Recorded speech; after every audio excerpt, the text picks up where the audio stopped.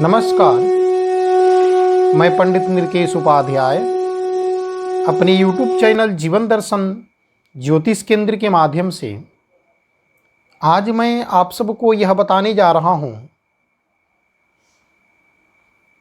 कि मलमास को पुरुषोत्तम मास क्यों कहा जाता है, अधिक मास की क्या कथा है, किस प्रकार से भगवान की कृपा दृष्टि अधिक मास को प्राप्त होती है, इसकी विधिवत कथा आप सबको श्रवण कराने जा रहा हूँ।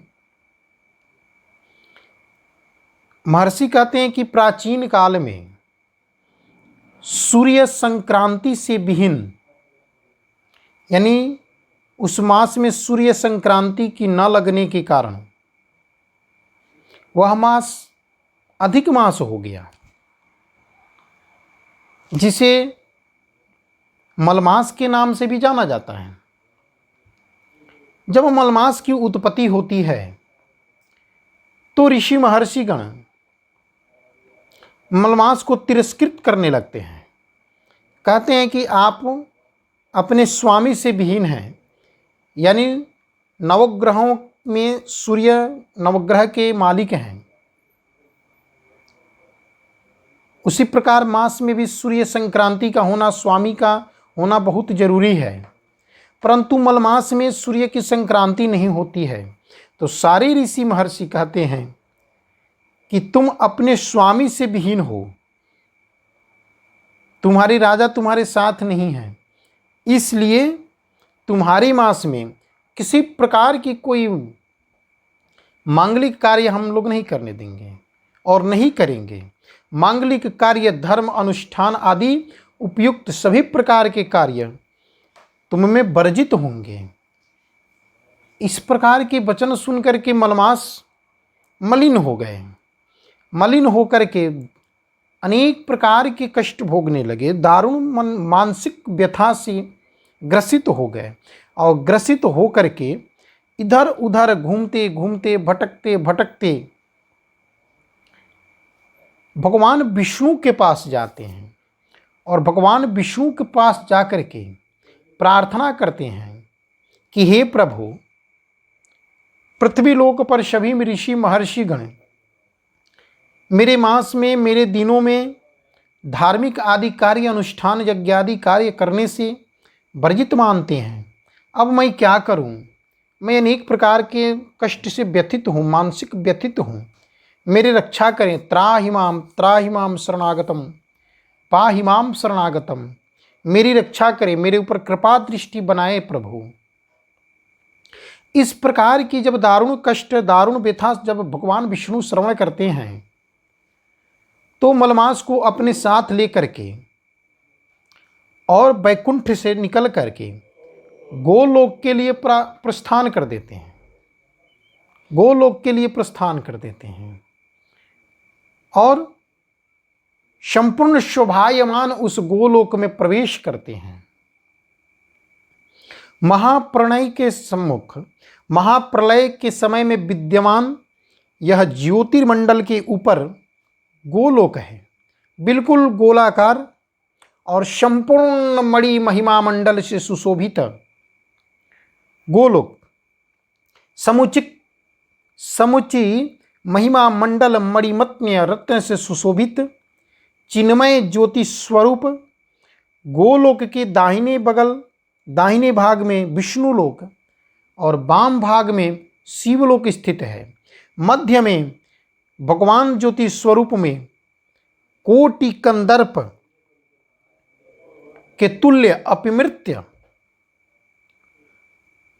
अप्रतिम सौंदर्य शोभायशाली भगवान श्री कृष्ण की पीतांबर पहने वक्ष वस्तल में वत्सित श्रीवत्स चिन्ह धारण किए शोभायमान हैं और उस दिव्य पुंज के सम्मुख रासलीला लाला घनश्याम श्री विग्रह बिनारी रत्न सिंहासन पर आसीन भगवान श्री कृष्ण विराजमान हैं।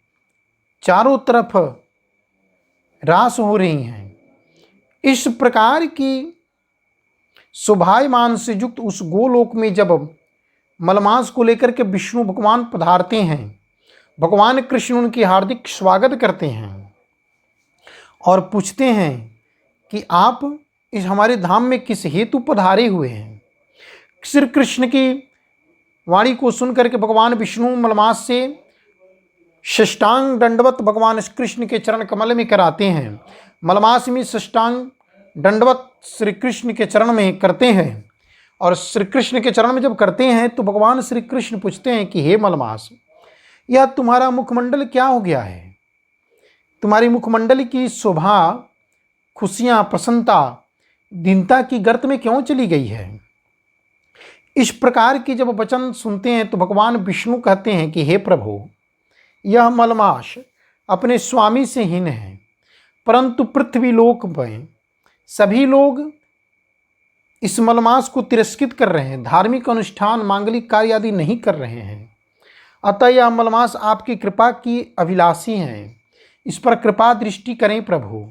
हे रास बिहारी, सबके दुख को हरण करने वाले, हे कृपा निधान, हे लीला बिहारी मधुकर मधुकुंज, इस पर कृपा करें। जब इस प्रकार की वचन सुनते हैं और मलमास की दारुण कष्ट को जब श्रवण करते हैं तो भगवान श्री कृष्ण दयामय होकर के कहते हैं कि हे भगवान, आप हमारे धाम को पधारे हैं, निश्चित रूप से आपके क्लेश दूर होगी। मलमास कहते हैं कि कृपा निधान, आपके अतिरिक्त मेरा क्लेश कोई दूर नहीं कर सकता है, इसलिए मेरे ऊपर कृपा करें प्रभु, मुझे अपना लें, मेरे दुख संताप की हरण करें, मुझे कष्ट से विमुक्त कीजिए प्रभु। ऐसी वाणी जब श्रवण करते हैं तब भगवान कृष्ण कहते हैं कि हे विष्णु, आप मलमास को साथ लेकर के आए, इसलिए आपने बहुत महान उपकार किया। आज मैं इन्हें वरदान देता हूँ। अहम एतद् यथा लोके प्रसुद्धा पुरुषोत्तमः, मैं जिस प्रकार से पुरुषों में उत्तम हूँ इस लोक में, सभी लोकों में, आज मैं मलमास को आशीर्वाद देता हूँ कि मलमास भी जिस प्रकार से मैं पुरुषों में उत्तम हूँ, ठीक वैसे ही सभी मासों में उत्तम मास कहलाएंगे, यानी इसे पुरुषोत्तम मास के नाम से जाना जाएगा। जो प्राणी, जो भक्त धर्मानुरागी सज्जन वृंद मलमास के महीने में भगवान की आराधना करेगा, भगवान भोले की आराधना करेगा, भगवती की पूजन करेगा या अपने पितरों की तर्पण मार्जन आदि श्राद्ध कर्म करेगा, उसे पुण्यफल की प्राप्ति होगी। अनेक प्रकार के सुख से संपन्नित होकर के अंत में गोलोक धाम को पधारेगा। इस प्रकार से आशीर्वाद दे करके मलमास को और भगवान विष्णु को अपने धाम से विदा करते हैं। दोनों भगवान की आराधना करते हुए अपने अपने धाम को जाते हैं। मलमास पृथ्वी लोक कर आते हैं और उसी समय से मलमास की महत्ता बढ़ जाती है। आप सबसे भी आग्रह है कि मलमास के महीने में भगवती की, भगवान शिव की पूजन करें, आपकी निश्चित रूप से मनोकामना पूर्ण होगी। साथ साथ में पितरों की तर्पण मार्जन भी करें, जिससे आपकी मनोकामना पूर्ण हो।